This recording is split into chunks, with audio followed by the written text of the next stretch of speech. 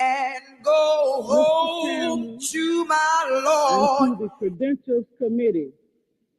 My name is Mrs. Fannie Lou Hamer, and I live at 626 East Lafayette Street, Roosevelt, Mississippi, Sunflower County, the home of Senator James O. Eastland and Senator Stennis.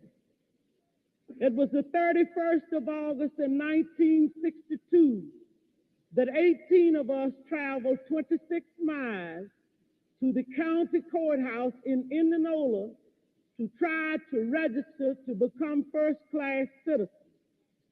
We was met in Indianola by policemen, highway patrolmen, and they only allowed 2 of us in to take the literacy test at the time.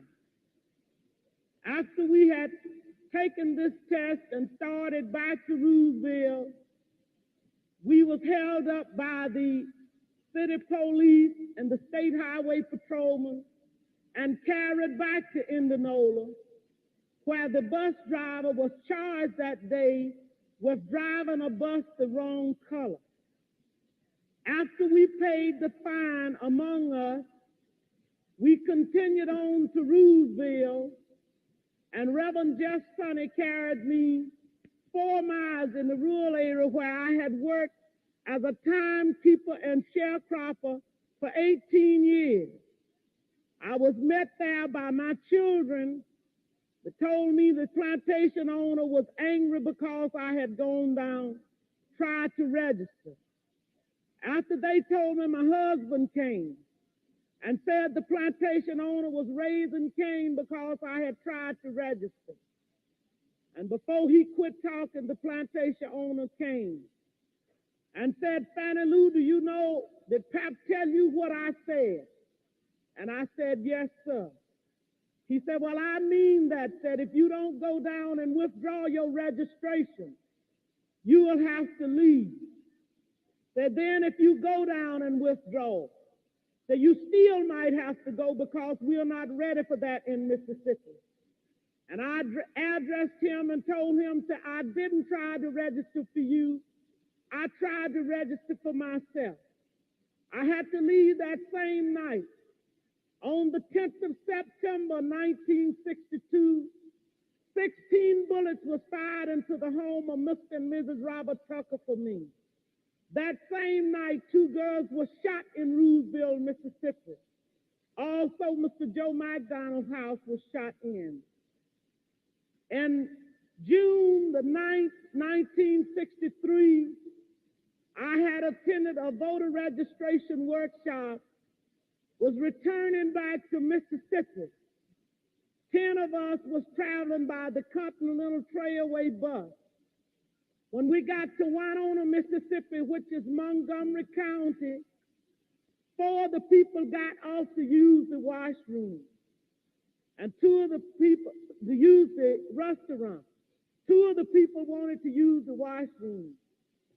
The 4 people that had gone in to use the restaurant was ordered out.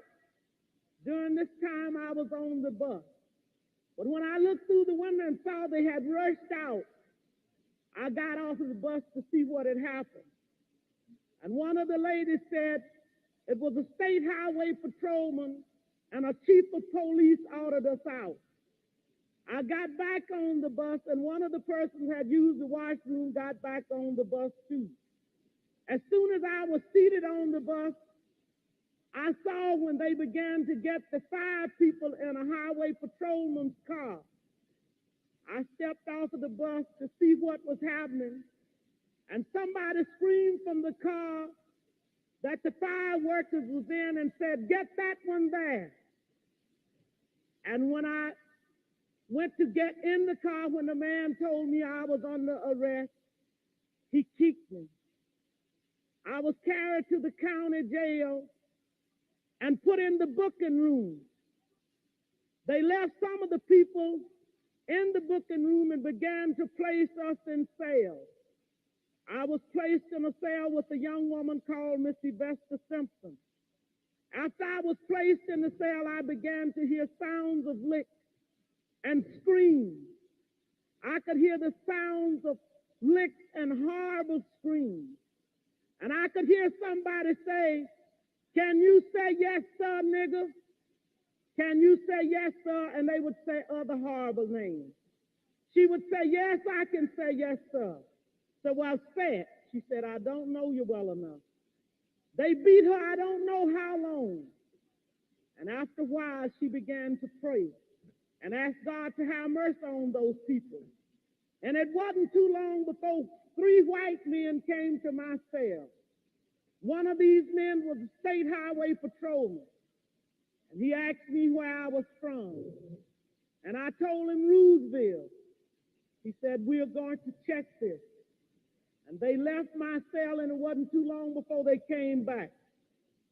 He said, "You are from Roosevelt, all right," and he used a curse word. And he said, "We're going to make you wish you was dead." I was carried out of that cell into another cell where they had 2 Negro prisoners. The state highway patrolman ordered the first Negro to take the blackjack. The first Negro prisoner ordered me, by orders from the state highway patrolman, for me to lay down on a bunk bed on my face. And I laid on my face. The first Negro began to beat. And I was beat by the first Negro until he was exhausted. I was holding my hands behind me at that time on the left side because I suffered from polio when I was 6 years old. After the first Negro had beat until he was exhausted, the state highway patrolman ordered the second Negro to take the blackjack. The second Negro began to beat, and I began to work my feet. And the state highway patrolman ordered the first Negro had beat to sit on my feet, to keep me from working my feet. I began to scream, and one white man got up and began to beat me in my head and tell me to hush. One white man, my dress had worked up high. He walked over and pulled my dress. I pulled my dress down, and he pulled my dress back up. I was in jail when Medgar Evers was murdered. All of this is on account of we want to register to become first-class citizens. And if the Freedom Democratic Party is not seated now, I question America. Is this America, the land of the free and the home of the brave, where we have to sleep with our telephones off of the hook because our lives be threatened daily, because we want to live as decent human beings in America? Thank you.